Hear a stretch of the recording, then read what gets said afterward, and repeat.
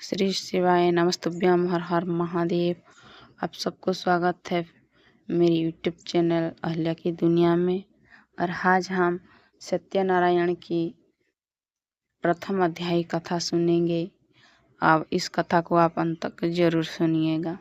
एक समय की बात है, नैमी शरण्य तीर्थ में सैनिक आदि ऋषियों ने श्री सुत जी से पूछा, हे प्रभु, इस कलयुग में वेद विद्या रहित मनुष्यों को प्रभु भक्ति किस प्रकार मिल सकती है तथा उनका उद्धार कैसे होगा। हे मुनिश्रेष्ठ, कोई ऐसा तप बताइए जिससे थोड़े समय में ही पुण्य मिले और मनवांछित फल भी मिल जाए। इस प्रकार की कथा सुनने की हम इच्छा रखते हैं। सर्वशास्त्र के ज्ञात सुत जी बोले, हे वैष्णवे, मैं पूज्य आप सभी ने प्राणियों के हित की बात पूछी है, इसीलिए मैं एक ऐसे श्रेष्ठ व्रत को आप लोगों को बताऊंगा जिसे नारद जी ने लक्ष्मी नारायण जी से पूछा था और लक्ष्मीपति ने मुनिश्रेष्ठ नारद जी से कहा था। आप सब इसे ध्यान से सुने। एक समय की बात है, योगीराज नारद जी दूसरे के हित की इच्छा के लिए अनेकों लोकों में घूमते हुए मृत्युलोक में आ पहुँचे, जहाँ उन्होंने अनेक योनियों में जन्मे प्राय सभी मनुष्यों को अपने कर्मों द्वारा अनेकों दुखों से पीड़ित देखा। उनका दुख देख नारद जी सोचने लगे कि कैसा यत्न किया जाए जिसके करने से निश्चित रूप से मानव के दुखों का अंत हो जाए। इसी विचार पर मनन करते हुए वो विष्णु लोक में आए। वहाँ वो देवों के इस नारायण की स्तुति करने लगे, जिनके हाथों में शंख, चक्र, गदा और पद्म थे, गले में वरमाला पहने हुए थे। स्तुति करते हुए नारद जी बोले, हे भगवान, आप अत्यंत शक्ति से संपन्न है। मन तथा वाणी भी आपको नहीं पा सकती है। आपका आदि मध्य तथा अंत नहीं है। निर्गुण स्वरूप सृष्टि के कारण भक्त के दुख को दूर करने वाला है। आपको मेरा नमस्कार है। नारद जी स्तुति सुन विष्णु भगवान बोले, हे मुनिश्रेष्ठ, आपके मन में क्या बात है? आप किस काम के लिए पधारे हैं, उसे निसंकोच कहो।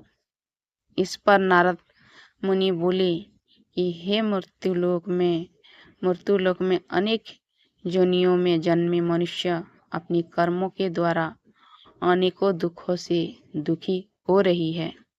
हे नाथ, आप मुझ पर दया रखते हैं तो बताइए कि वो मनुष्य थोड़े प्रयास से ही अपने दुखों से कैसे छुटकारा पा सकते हैं।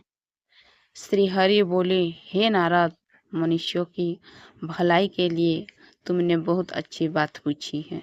जिसके करने से मनुष्य मोह से छूट जाता है, वह बात मैं कहता हूँ, उसे सुनो। स्वर्गलोक व मृत्युलोक दोनों में एक दुर्लभ उत्तम व्रत है जो पुण्य देने वाला है। आज प्रेमवश होकर मैं उसे तुमसे कहता हूँ। श्री सत्यनारायण भगवान का यह व्रत अच्छी तरह विधान पूर्वक करके मनुष्य तुरंत ही यह सुख भोग कर मरने पर मोक्ष पाता है। श्री हरि के वचन सुन नारद जी बोले कि उस व्रत का क्या फल है और उसका विधान क्या है? यह व्रत किसने किया था? इस व्रत को किस दिन करना चाहिए? सभी कुछ विस्तार से बताइए। नारद जी का बात सुनकर श्री हरि बोले, दुख व शोक को दूर करने वाला यह सभी स्थानों पर विजय दिलाने वाला है। मानव को भक्ति श्रद्धा के साथ शाम को श्री सत्यनारायण की पूजा धर्मपरायण होकर ब्राह्मण वधुओं के साथ करनी चाहिए। भक्ति भाव से ही नैवेद्य, केले का फल, घी, दूध और गेहूं का आटा संवाया ले। गेहूं के स्थान पर साठी का आटा, शक्कर तथा गुड़ लेकर वह सभी भक्षण योग्य पदार्थों को मिलाकर भगवान का भोग लगाएं। ब्राह्मण सहित बंधु बांधवों को भी भोजन कराएं। उसके बाद स्वयं भजन करें। भजन कीर्तन के साथ भगवान की भक्ति में लीन हो जाएं। इस तरह से सत्यनारायण भगवान का यह व्रत करने पर मनुष्य की सारी इच्छाएं निश्चित रूप से पूरी होती है। इस काली काल अर्थात कलियुग में मृत्युलोक में मोक्ष का यही एक सरल उपाय बताया गया है।